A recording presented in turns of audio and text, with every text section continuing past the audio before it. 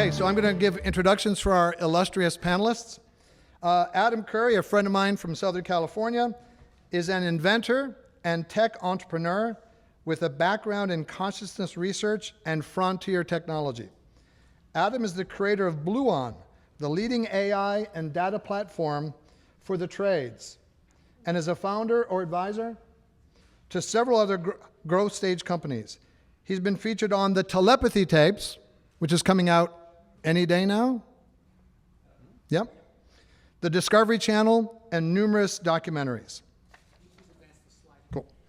Dr. Kim Fries is a serial entrepreneur, psychology professor, and clinical psychologist dedicated to empowering individuals and communities.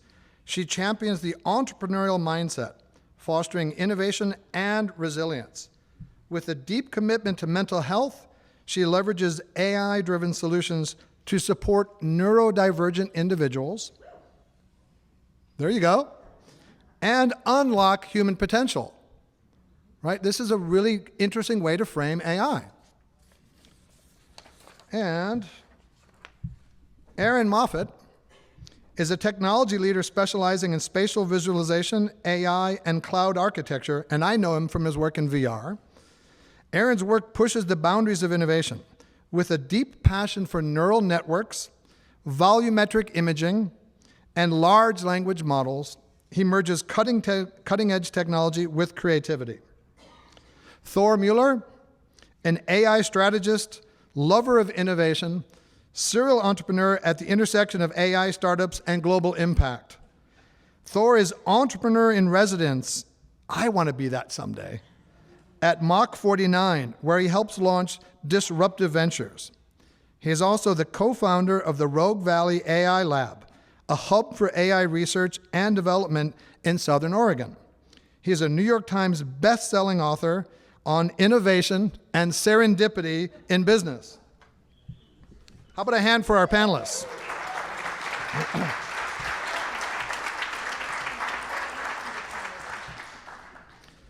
Okay, so what we'd like to do, I've seen a lot of boring panels in my life, and it's usually because there are sort of set-piece questions. What I'd like to do is sort of start things off, and if the panelists just want to keep going and riffing on each other, I think that's some of the highest value there can be. So I'm going to give a question, and if we seem to have mined that question, I'll toss it another one, but I encourage you guys just to keep a discussion going. So we've got some questions here. Oh, look at that. Okay. What opportunities, panelists, does AI present for creative innovation?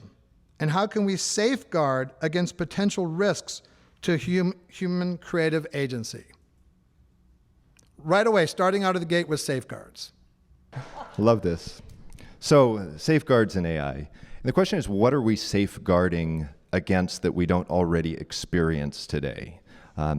That's, to me, a big part of what the question is as we look at the future. So the display where we're at the first level of artificial intelligence development, where we have narrow AI, we have general intelligence, and then we have super intelligence. In many ways, what we're looking at right now is what is largely created and has been defined by current human patterns. If you talk to an AI system, and this is the specific class of AIs that we call large language models, there's a large variety of different classes of AI models. But if you talk to one, its responses are largely characterized by what humans have said already in the corpus of text around the world, all the created text and literature we have today. So it's largely based, its responses, its reasoning is largely based on human reasoning today. I want to pass that over to Thor because I think he has some thoughts around the future of this as an innovator. Thor hates the word innovator. So I'm going to call him Innovator as much as I can. Okay. Yeah, you don't like innovation either? It's not that I don't like innovation. It's that I don't think that people wake up in the morning and say, you know what I need today? I need some innovation. They might say, I would love to not have to brush my teeth. I wish there would be some kind of sleep device that would brush my teeth for me. So when I wake up, they were clean. But they don't say, I want innovation. So that's why I look to cut to the chase. What are we trying to solve? So when it comes to safeguards, the way I'm thinking about this is, this is a very, very hard problem because when you heard the phrase "move fast and break things." This was a Mark Zuckerberg-ism, although I think it predates him. The idea is you have more to lose by not experimenting than you're likely to lose by breaking something. And when you're talking about like a social media app, that's probably true, but maybe it broke democracy. So that's sort of the problem, is that things that look like they might not be very dangerous could actually have unintended consequences. On the flip side, you take something like COVID, which we lived through. One of the best arguments for shutting everything down was that it was what's called an asymmetric risk. That if it is a super bug, it kills everybody, and that's a very, very bad thing. And it's much worse than the relatively small cost of shutting down the economy for a few months. But the problem with applying that to something like AI is we don't really know what the risk is, and how long would you have to shut it down to mitigate those risks. And then you compare those risks against, as we heard earlier, the devil we know, which is us. Will we survive not having super intelligence save us from ourselves? So you end up with some very deeply philosophical questions about what a safeguard is and how you could do it. So you end up, I think, focusing on narrow risks, like the risks to a certain job profession. Let's say dock workers or screenwriters in Hollywood. Those things we can pass rules with the Screenwriters Guild or whatever to try to mitigate the risks of joblessness.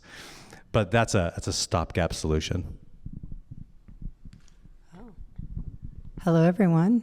I want to share before I start. I am a newbie with AI. I am very much a novice, and I will share. I feel very honored to be sitting up here with these geniuses surrounding me. But I want to share something with you. Mainly, I'm here representing the education system and the folks within that education system that struggle and have barriers that they encounter that we're really very unaware of. And I stumbled upon the benefits of AI quite happenstance with students. I teach psychology, I love it at RCC. And I have a lot of students, a plethora of students actually, that identify either with, they've been diagnosed with ASD or ADHD. I mean, we could just throw those out there, neurodivergent, wherever they're at. And I noticed that when they're in my classes, they're a little bit afraid of AI because, again, they have a lot of things going on in their brains. And so together, we have learned to use AI. And I'll share what I think about the Safeguarding Human Creative Agency. But I have found that AI has been an incredible tool for these individuals who struggle with communication, social barriers. They just process differently than we do. If you're familiar with neurodivergent, it is just that people with neurodivergent brains, they process differently. It's not wrong, but it's just different. And so when you're in different settings, it's difficult to even understand. I tend to go off in the weeds, it's what I do, and it's difficult for them to process and understand that. To safeguard human creative agency, I feel like we need a mindset shift. I'm using notes, by the way. This is how old-fashioned I am. I still use paper, but anyway. AI should be an idea amplifier rather than an idea generator. A critical thinking, ethical AI education with intentional human AI collaboration is key. And when I say an idea amplifier rather than an idea generator, is that we don't want to stop being creative humans. We don't want to stop critical thinking. Those are really essential processes for the human brain to be healthy.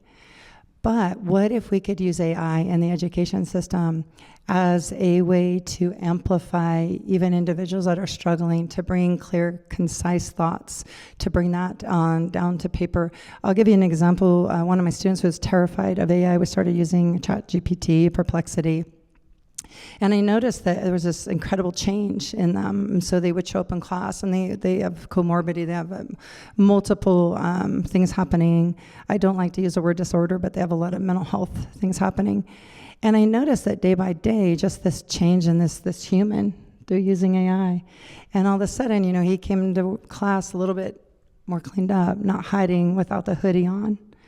And he started understanding, so I started taking AI and customizing it to my students, their needs, and plugging things in and understanding, where they're at. And so, AI has this beautiful memory, and it remembers you. I had the funniest thing come up. It remembered all kinds of things. I thought, I can't use that. But I noticed that my students, for them, they didn't feel so awkward. They didn't feel like they didn't belong. And so this individual wrote his first research paper he's ever written in his life. And he'd never written anything, never succeeded. But I think where we need to think about is, I have a question.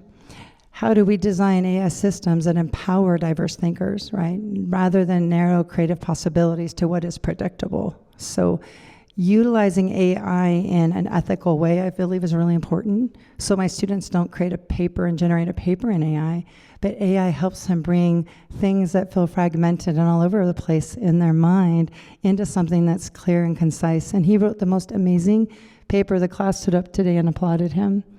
And so that's my piece. Yeah.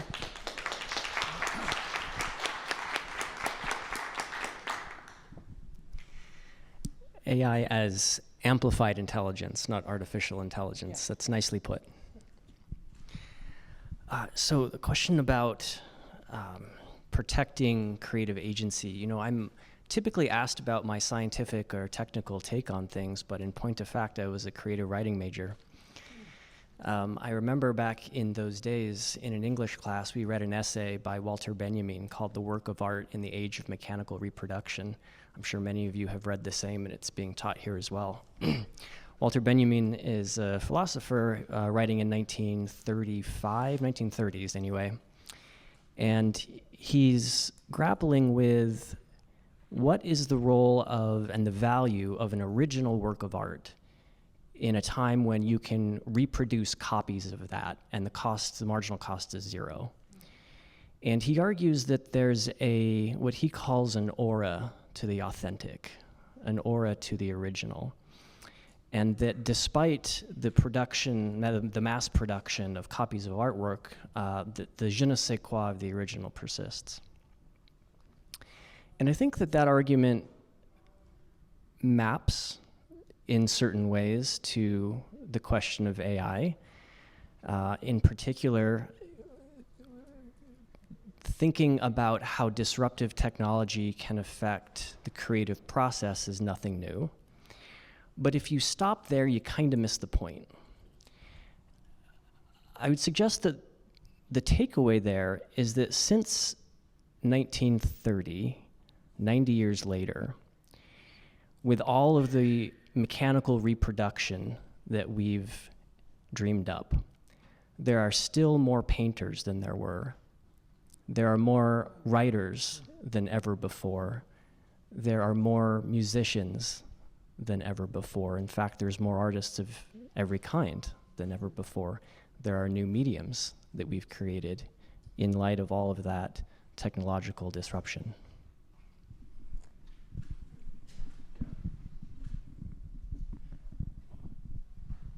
I told Kim I was going to disagree with her because panels are way more interesting when there's like fights. Yeah. I agree with almost everything that Kim says, and she's probably more right than I am about most things.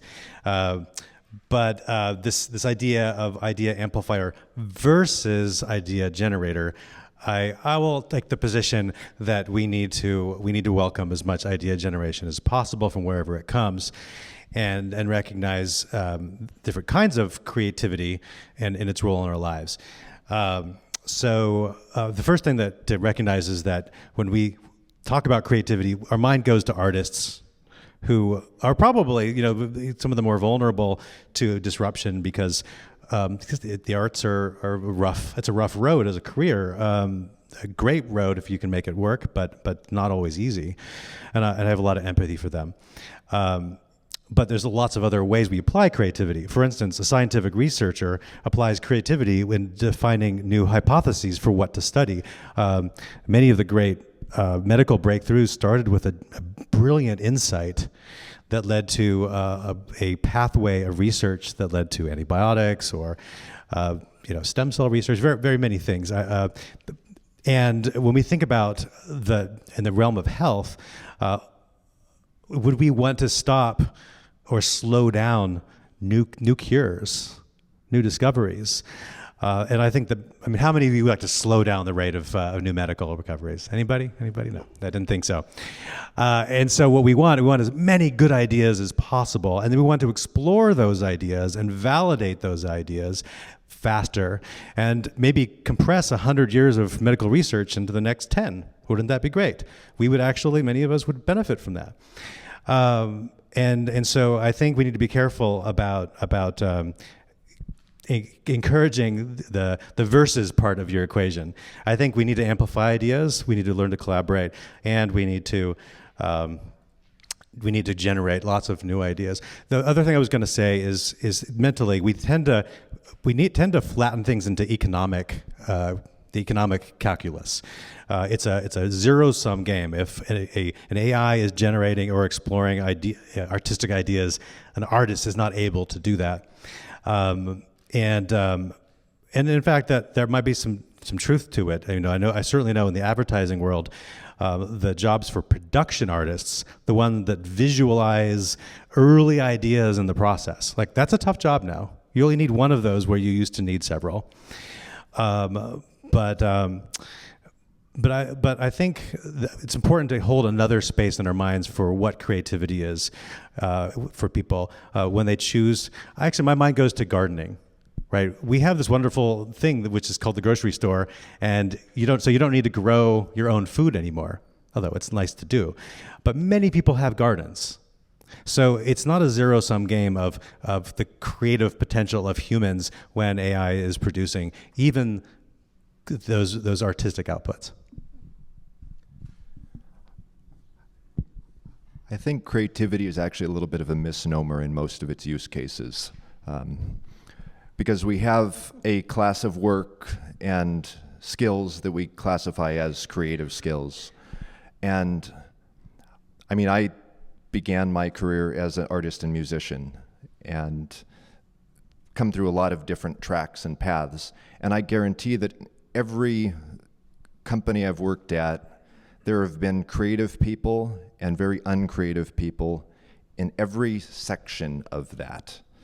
It's not that you're creative if you're doing graphics design and you're uncreative if you're managing the spreadsheets or the data in the company or HR. There are very creative solutions in each of these. And they're very, very, very uncreative solutions, which are the majority of what's done in most of the creative fields. I think of creativity as what happens at the edges. It's the things that are rare. I kind of think of it, the fractals are they're kind of my mental image. If you're familiar with the Mandelbrot, if you're in mathematics, it kind of looks like a beetle. It doesn't actually look like a beetle, but I think of it as a beetle. And there's this big blob in the middle, and that's there's nothing interesting happening there.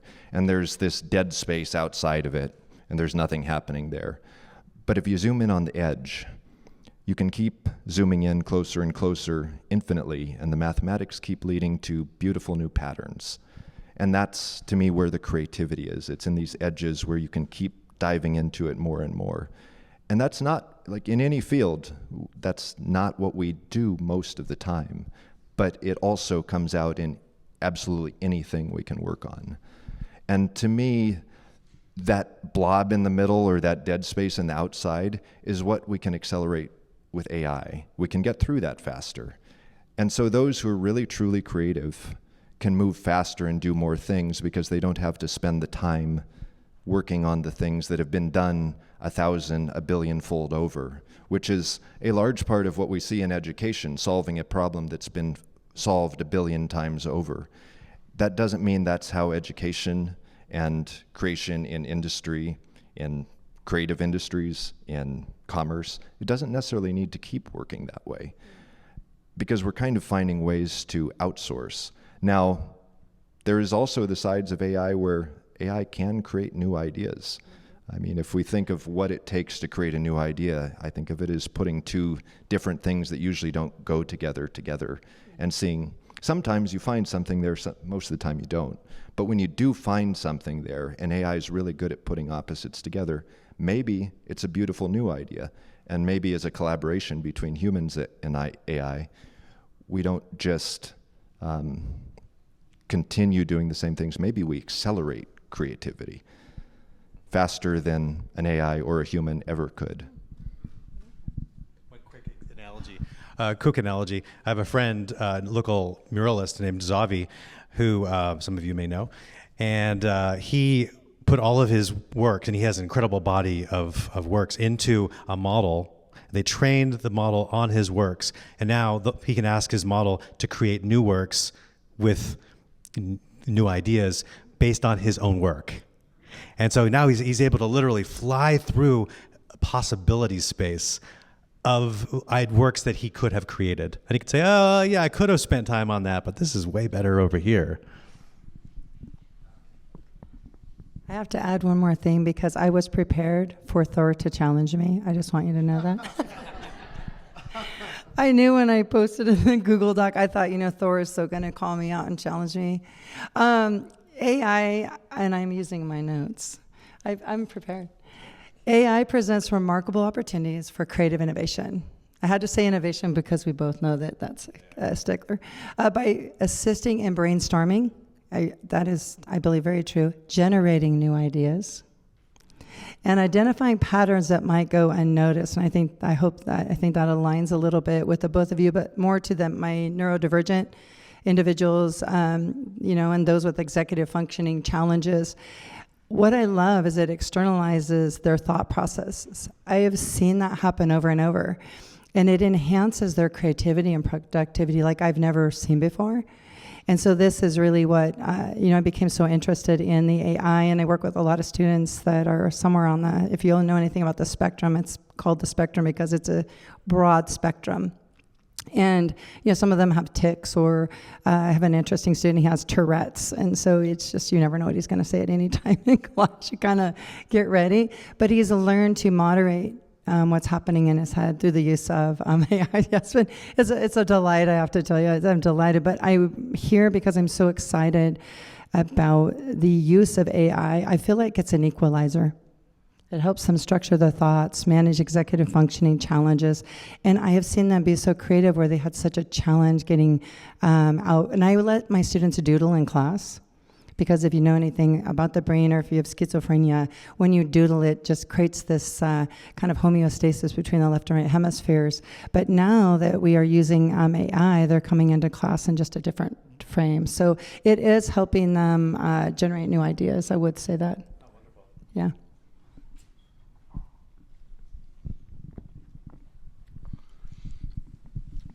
Okay, I'm going to attempt a dangerous metaphor. You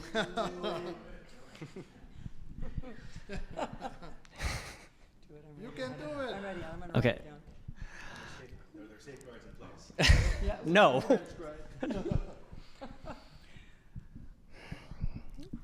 Okay, so in the 1850s and 60s, we had a group of people called the abolitionists who are attempting to dissolve slavery in the United States.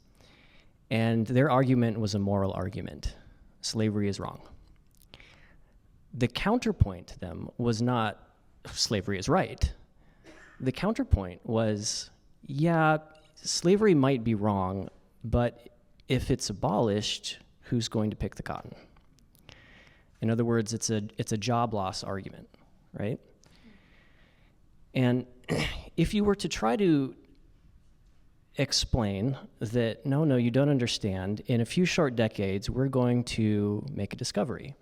And that discovery is this black stuff that bubbles up from the earth. And you can take this black stuff, which is ancient compressed biomass, and you can run it through a series of refinements and filtrations, and you can end up with this strange substance that's part hydrogen, part carbon. And it turns out that if you spray this stuff into cylinders at just the right time and you introduce a spark and you make it explode and you time it all correctly, that you can create mechanical motion from this chemical that you've found in the earth. And you can harness that mechanical motion to create these gear systems and levers that will automate the industrialization of the crop yield and effectively liberate those jobs from even having to exist. No one would believe you, right? Which is incidentally why moral arguments are the arguments to make. We have a difficulty, if not imagining the possibilities of technological disruption, than believing in our own imaginations. And so there's a dimension to the AI conversation here, particularly when it comes to human creativity, that AI is liberator, right?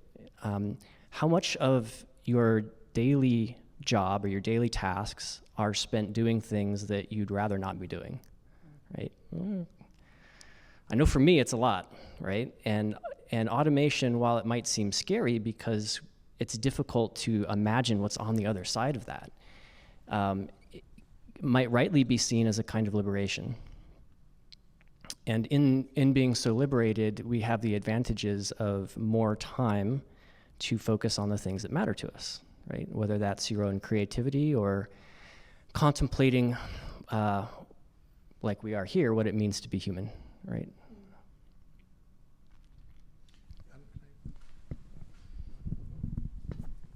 We all know about the Luddites, right? They were not against technology. They were against the carpet loom. It was a job loss issue for them. I believe that with AI, that we are having disruption now, but it will create opportunities the likes of which we can't imagine. If we've seen this with internal combustion engines and a carpet loom, imagine what will happen with AI.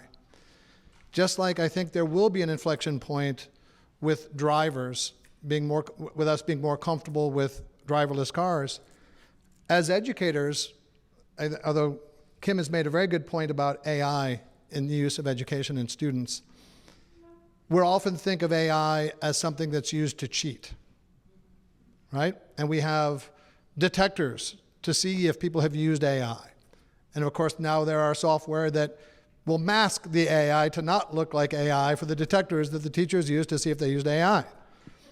But I think there will come a time in the future where it will almost be like when you didn't use a word processor. You didn't use AI to help you get past the monotonous part of this, to help you get, as Aaron said, to the edges, the creative fringes where the real value is. Did you just not have time, or are you just lazy? It will be such a commonplace tool. And I think one of the things that we're going to see is something that I call AI drift. When you look online for something now, and you search in Google and Gemini, et cetera, it will find articles and blogs and things online. Increasingly, those things online will have been written by AI. So AI will be sourcing AI-written things and will drift further and further away from human sourcing. And we're going to see all these things happen. Now let's take it back to like commerce and startups. Let's say I want to do a startup with AI. It's never been easier, in some terms, to do a startup with AI, right? You don't even need to know how to code. If you can code a little bit, you can use Cursor or some of the more advanced tools, but you don't have to know how to code anymore. So you can you can clone websites, you can do all these things with AI, but can you do a startup that won't be obsoleted by Google or somebody else? So what I'd like to ask you guys to talk about is, how can we incorporate in a practical way AI into our existing businesses, or perhaps a startup based solely or largely on the promise of AI? One question that you might ask yourself, one practical question, is in the industries with which you're familiar, is there a skilled labor shortage that you can identify? I see a lot of people nodding their heads yes. Yeah. There is a skilled labor shortage across the United States, and we collectively have been trying to figure out how we can fill that gap, right? Some of them are obvious. For example, the skilled labor gap in teachers. One way that that's been addressed is through programs like Teach for America, where they'll find qualified undergraduates, fast track their teaching credentials, and move them into underserved communities, and it's been tremendously successful. There's other areas in which it's not so easy, and these are places that are fertile grounds for artificial intelligence, particularly if you know what you're doing, meaning you are one of those people who have some of that tribal knowledge, which is going away. We used to have a program of apprenticeship in the United States. And apprenticeship would convey skills and talents and know-how from one generation to the next. And unfortunately, outside of a couple of areas, that's either dried up or drying up. And so you have a situation where the people who knew how to do things are retiring, and the new people that are coming in to those fields usually at a rate of 3 to 1, maybe 2 to 1, meaning 2 people retire for every 1 person that is new to those fields. This is particularly true in the trades. And you need a solution, right? And that solution tends to be something that can communicate to the incoming wave that which used to be communicated through apprenticeship and tribal knowledge. So if I were you, that's one place to start. Ask yourself, how can you fill the skilled knowledge gap? There are a bunch of stores and skills that we have locally still, even though they could be done or they could be instrumented by a Google scale company. We still have local versions of them. Why do we have that? And I think it really depends on what goes into providing that service. And for a long time, it was very difficult to write software. It was, and this, as a result of this, we've grown to associate software as something that's generally produced by very large companies, and it's scaled globally. Most startups start with the intention of they're going to reach customers around the world if they're going into the software industry. And that made a lot of sense when it cost a huge amount to create software. Now it doesn't. The rate that things are being done is very different. Thor and I were in a meeting earlier this week or last week, and there was a need for something around categorizing the ideas that were coming up. And 2 days later, Thor mentioned that he'd built a tool to automate this process, a web application for that. That didn't used to happen. Like, if we wanted to have that tool to do that thing, it used to take weeks of brainstorming and planning and architecting, and depending on what developer resources you have around, it could be weeks or months or years to develop it. And now there's a whole class of software, not all. There's many classes that are still very hard to build with AI, but there's also a huge number of classes that can be built in hours. And that changes how we can do businesses. We can create things for our local community rather than things that, to be financially viable, have to scale globally. So true. Yeah, we can solve problems today that we couldn't solve before. I mean, this is such a huge opportunity. We don't have to wait for big, giant software companies anymore. I think there are 2 ways of, just right off the bat, of thinking about how to apply AI in our businesses or in our professional lives. One is the efficiency side. Automate something that I don't want to do. And this is attractive. And it makes things cheaper. And that's great. The other, though, is to use AI to harness and amplify, to use Kim's term, your special sauce. For instance, if you are a service provider, a plumber, let's say, and you have a lot of knowledge in your head, and let's say your knowledge is very specific to the area, the building codes and the practices of building over the course of the last decades. That's your special sauce as a plumber. Now, there's a lot of things you do, booking appointments and doing your bookkeeping, and of course AI. It's going to be attractive to use AI there. But I would challenge that plumber to think: how could you use AI to amplify your unique knowledge? How could you double yourself, right? And so this is not something that some corporation is doing. It's something that you're doing. You're exploiting yourself. Incidentally, I run into a friend who works at a large e-commerce company whose name I won't mention, and he said that I asked him what he was doing. He said, "I'm doing engineering or DevOps in particular kind of engineering for this e-commerce company, and at least until they finish modeling what I'm doing, so they can just have an AI do my job." And I thought, well, that's horrible in a way, but it's also like you'd be crazy to not do it in a sense, right? I mean, in the world of capitalism, like if you can model a job in code and then run that job for pennies on the dollar, you're going to do it. It's inevitable. And so this is why I say if you could take your own special sauce and start to amplify your own potential, this is the way we fight back. And I want to reference what you were saying around it enabling people who couldn't communicate easily to communicate and find new ways to communicate. That also goes into the things that we build. If you couldn't communicate your idea to someone who could fund it or develop it, it wouldn't get built if you couldn't do it yourself.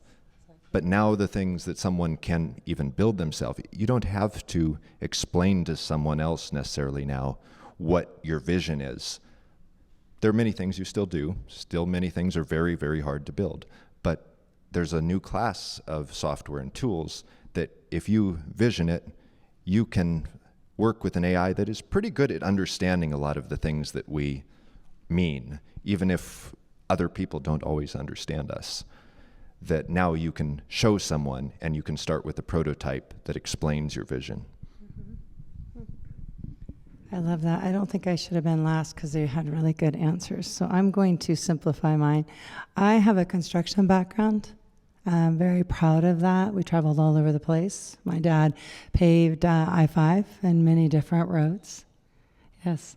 And I was happy to follow in those footsteps, and I had a hot plant. I love to create. I love manufacturing. I don't know why, but I just love making things. It's really cool. When in that day, and this may resonate with many of you, I mean, we had walkie-talkies. Do you remember the big bag phones? I mean, it was complicated when we did business.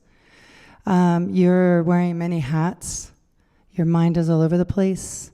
And you feel like you're human capital. Even I felt at times my human potential was diminished because I wore so many hats, and there were so many things that would have been so lovely to have AI assist me with. Now here's where I struggle. I am very human-centric. I believe in elevating and helping humans reach their full potential. But when I look at AI, and I'll get back to startups, AI can really help elevate humans as long as we are cognizant of how we utilize AI. There still needs to be that human component.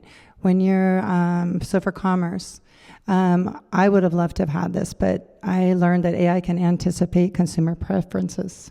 A big part of the ideation phase, or even pre-incubation stages, you really need to go talk to your customers. What do your customers want? What do they need? That takes a lot of time. I don't know. I had to do door-to-door sales. I don't know if y'all had to do that ever. I don't like it. I don't want to ever do it. I used to think I wish I had a robot that could go do the door-to-door sales and bring me back, the sales, and I could just leave. But AI could streamline decision making. It could free up cognitive resources for more strategic, innovative thinking. And so in industry, because I was in industry for so long, and I love that you brought up the workforce, because it does concern me when we talk about career tech, what's going to happen. But AI-driven insights can improve problem solving and design by generating possibilities that humans haven't considered.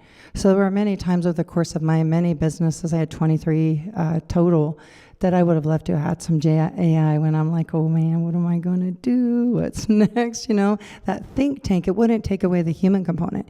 I work with entrepreneurs. So the Innovation Hub is connecting entrepreneur support organizations with entrepreneurs. And why do we do that? Because it is critical and crucial to economic development.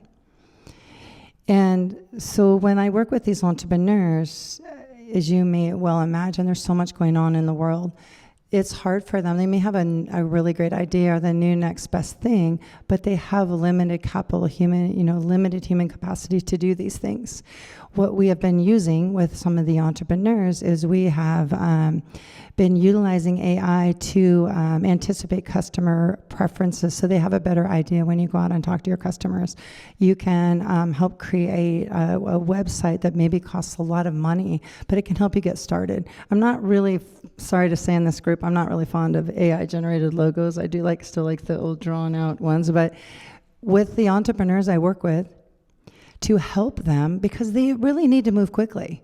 We need some things. We have a lot of problems and things that need solved. There's a lot of needs for the humans and for the planet. I see AI as a tool for entrepreneurs to use to move them a little bit quicker. They're still not human. The human component's still there and they're still involved. But I see the ability to utilize that AI to help. We ran some different things through AI the other day, and a student's creating a prototype for a device that helps with those that have substance abuse. And we came up with in my psychology class using the olfactory system. I'm just going to speed you through it. But without the use of AI, it would have taken us a really long time. So we were able to plug in the most amazing things, various things that people work through substance abuse. And so anyway, he is actually an Invent Oregon candidate for RCC. So through the AI, we were able to move quicker and get there to build something that could potentially help someone's life.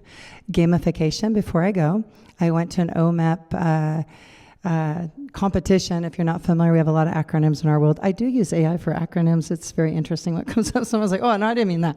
But OMAP is Oregon Manufacturing Extension Partnership.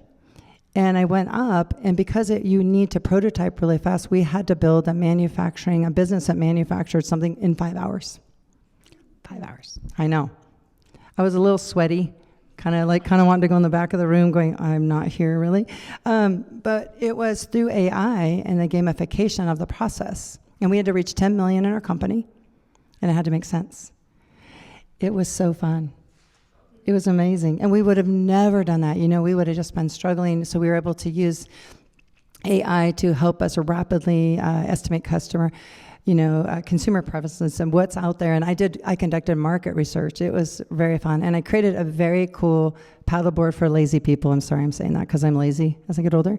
So I created a really cool paddleboard, but it was through AI that helped me move very quickly and to create something. So I see AI, I don't know what it looks like, but I see AI being very supportive for entrepreneurs and for business. Sorry, that was very long. All right, here you go.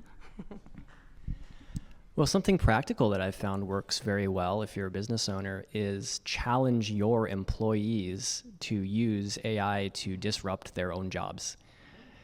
Tell them that that's what you want them to do. You can also start by buying professional AI accounts for them. ChatGPT or something like that costs $20 a seat. Get it for them to show them that you want them to use it for everything they're doing. And then reward them, show them that you're pleased when they come back with all of these, brilliant ideas, hopefully, of how they can amplify their own productivity and reduce the stress of work. Wow. They need to know that it's okay to use these tools. In fact, you want them to. How much time do we have? You've got about 25 minutes. Oh, okay. Okay. So feel free to extemporize. Yeah. Okay, let me add something to Adam. I'm part-time CFO for a variety of companies, and one of the companies is an agricultural company. And the real center of gravity is the Pacific Northwest. But because the company got tax credits from an investor, or an investor got tax credits, the headquarters is right off the strip in Las Vegas, where I'm going on Monday.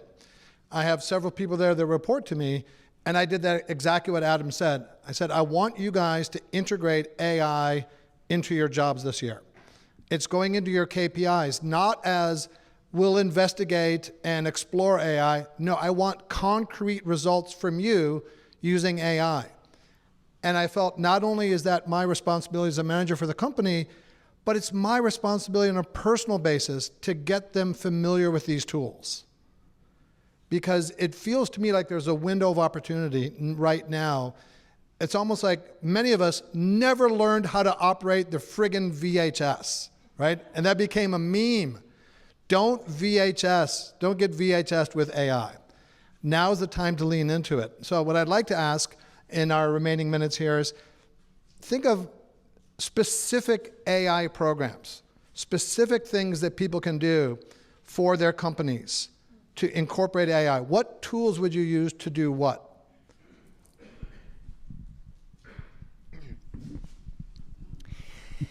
In ChatGPT, in Grok, in Perplexity, in Claude, in the primary AI tools that you have available, most of these have a feature called deep research or web search or thinking mode. And what this is an extra 30 seconds to 90 seconds of allocated internet research and thinking time.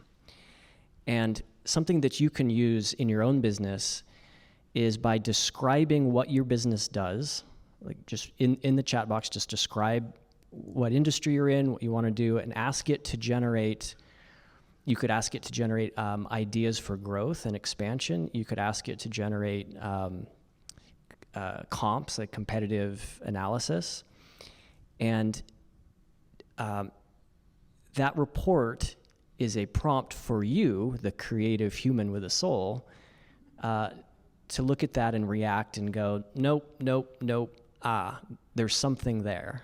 In this point here, there's an idea that I might want to pull on. Stephen King, in his book on writing, has a line that goes, "To write is human, but to edit is divine." And so you can use these deep research tools to process a lot of the upfront business analysis work, and then in your divine editing process, pick one or two that you think are good ideas and pursue them. Cursor.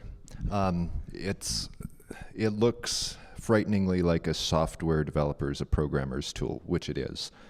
But it has been remarkable to me to see friends and people I work with adopt it with no prior software development expertise. It's one of the biggest things we face with it getting much easier to develop software is that I'm underestimating if I say there's 50,000 new AI tools in the last year developed. There's probably more, but finding the ones of those for your particular use case that are useful, usable, not too buggy, and that you are worth your time to learn is really hard. So what we need is a tool to find tools for us, which is going to be a tool. There's been a lot of attempts at it, but for me, hands down, like if I think of the most general tool that is useful across the board, it's a program called Cursor that allows you to access different AI models. You can talk to Claude through it, ChatGPT, you can plug in custom models.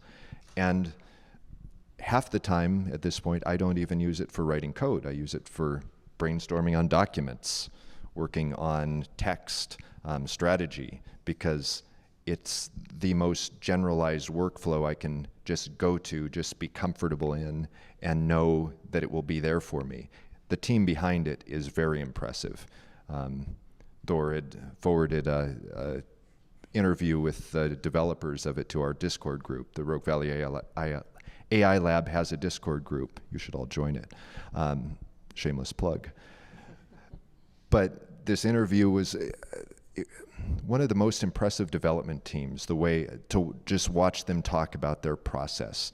And I don't trust a lot of development teams, like in terms of just knowing that they will make good decisions on your behalf as a user. And this is one that very skilled, and as best can tell from the outside and using their tools, they just do a good job. And they are making a tool to feel kind of magical and just work in ways that you, at least I didn't expect a tool to just work for you.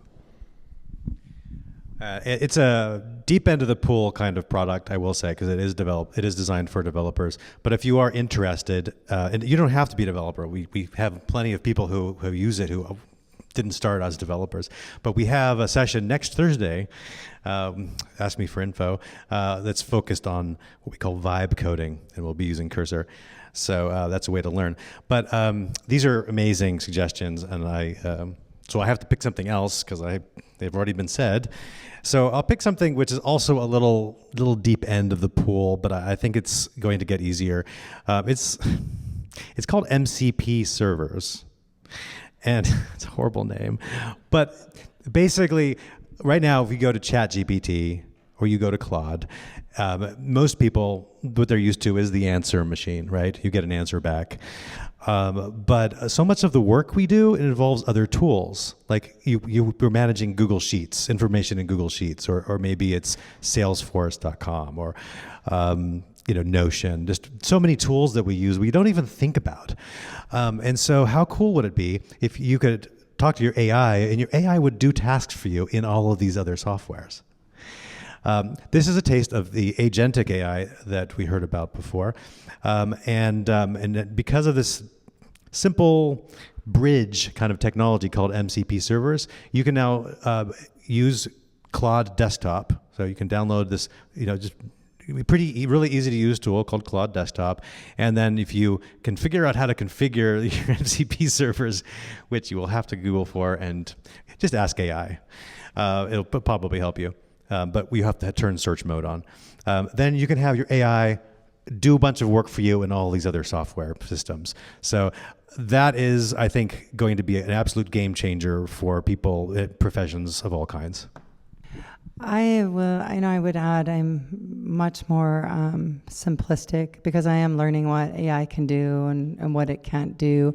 But a few of the more simple ways we've been using AI is organization. Some of the entrepreneurs that I work with are organizing their calendars, their reminders, but they're also using AI for research.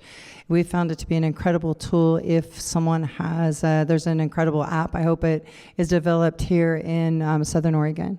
And so we spent time utilizing AI to gather information that would have taken us, I don't even know how long. And then we take that information, we can plug it back in, we can be very specific to consumers, and it's an app to help downtown regions. But I've used it that way.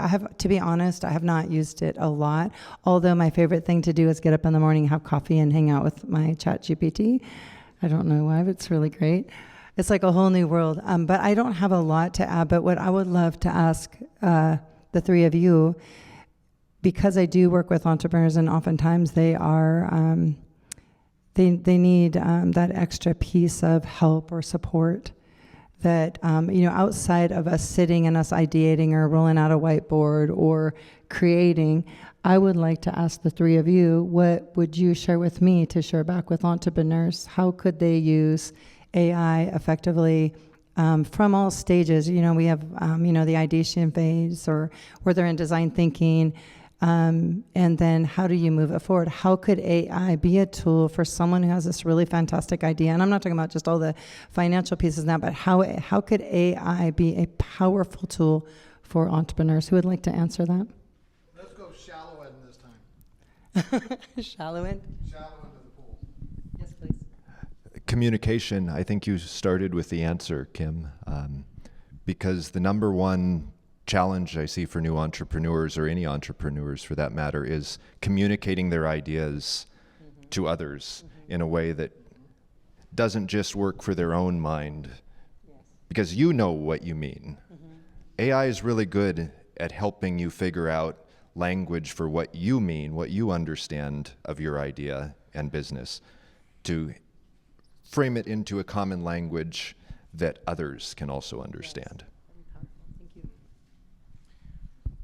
Quickly, all these tools have the ability to add your own knowledge into them.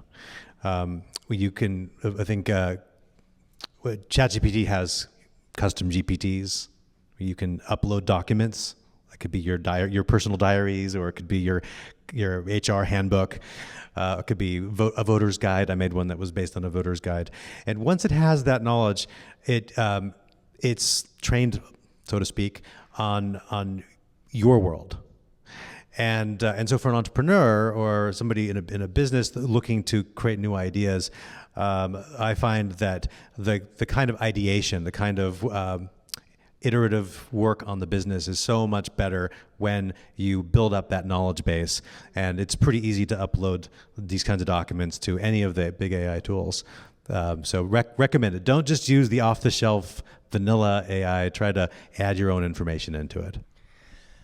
Rapid prototyping. This is obviously true in software, but it can be true in other businesses.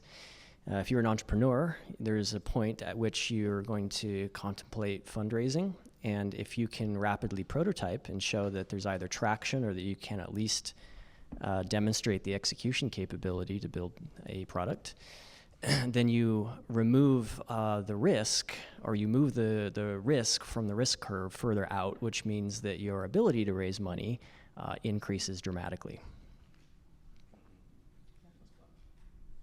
I'll toss in a couple pieces of software for automating workflows.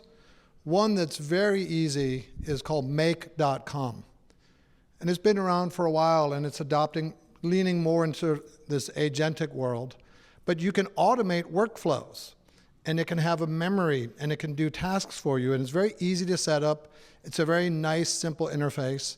There's one that's slightly more complicated, which is very popular, called N8N, and it also does the same thing. But you'd be amazed if you go on YouTube and search videos how to use Make.com or Zapier or N8N to automate your workflows.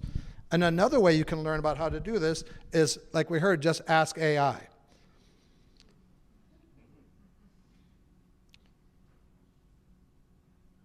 Sometimes AI is sleepy.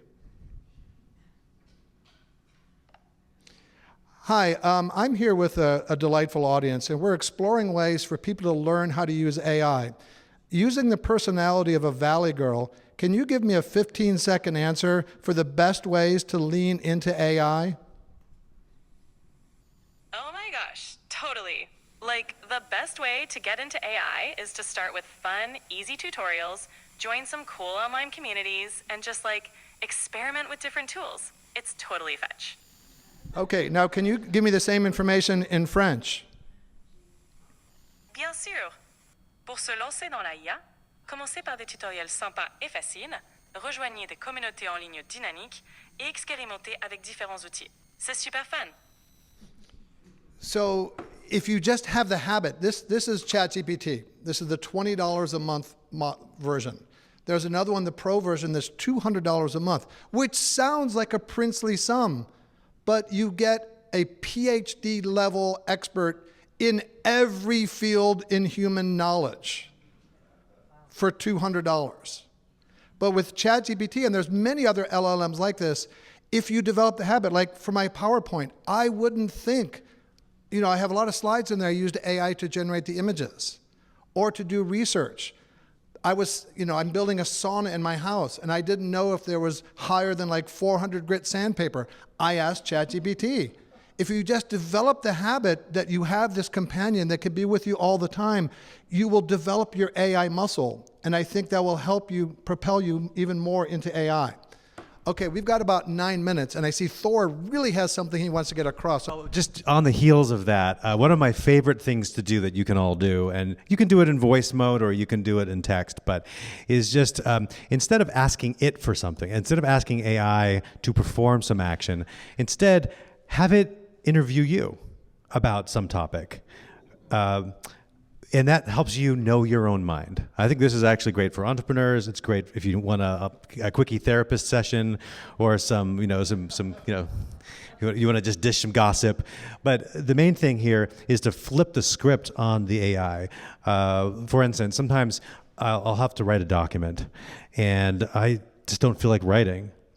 So I'll ask the AI to interview me about the topic of the paper. And to keep going until it feels like I've expressed something coherent, and with the voice mode, I'll just talk for a while, and I'll stop. It'll ask a follow-up question, and this will go on for a bit, and then it'll say, "All right, I think we've got the idea out." And I said, "All right, can you now write me a 2-page summary of what I just said in my style of voice," which it knows because I've uploaded my own writing into its knowledge base. So this is a bit of a hack. It's not the AI writing your paper. It's simply transcribing your ideas and putting them into a form that is in your style. So, I mean, for me, that doesn't feel like cheating. That just feels like good sense. And even asking it to write it for a certain audience. Again, back to the challenges entrepreneurs face is speaking to a certain group of people. AI is pretty good at communicating, imagining what would resonate. It's best if you edit it. You might not want to take it vanilla as a result, but it gets you a long ways on a track to change how you think about communicating to a certain kind of person. And I think this is part of the new creativity, like how we interact with a new tool. Mm-hmm. Every kind of tool has creative uses and can be used creatively. This is a new one.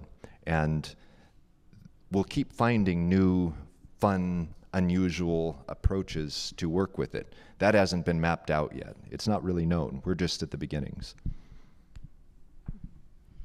So I have an ask. With the RV AI Lab, would you consider teaching some classes around this for entrepreneurs? Yeah, I don't think we want to shill our stuff up here, but actually, the RVAI Lab is a community platform that is designed to roll out programs for helping people through these kinds of things. So, more on that later. We have a booth tomorrow. So, would you like to add anything, Adam? Like you have some thoughts. I don't know. My best Valley Girl accent. Yeah, I would like to hear that. Please, before we go, can we please say that? So fetch. Do you have any more questions? I'm going to leave it to you and Kim to wrap it up for us. Okay. One tool that I've been using recently is called Gamma, and it's an immediate thumbs up in the audience. Yeah. It replaces PowerPoint. Yeah, so it's kind of like Cursor for PowerPoints. It's a web app that you can log into, and you can describe the presentation that you'd like to make, and it can generate the images for you. It can make it look pretty. It does a pretty good job of bulleting everything. That is a massive time saver. And if you're still, like me, a neurotic design control freak, you can export it as a PowerPoint file and make your last little edits. Check it out, Gamma. I think it's gamma.app. I think it's great that we had a takeaway from the session. I think that's always great. I've never heard of Gamma. I saw, yeah.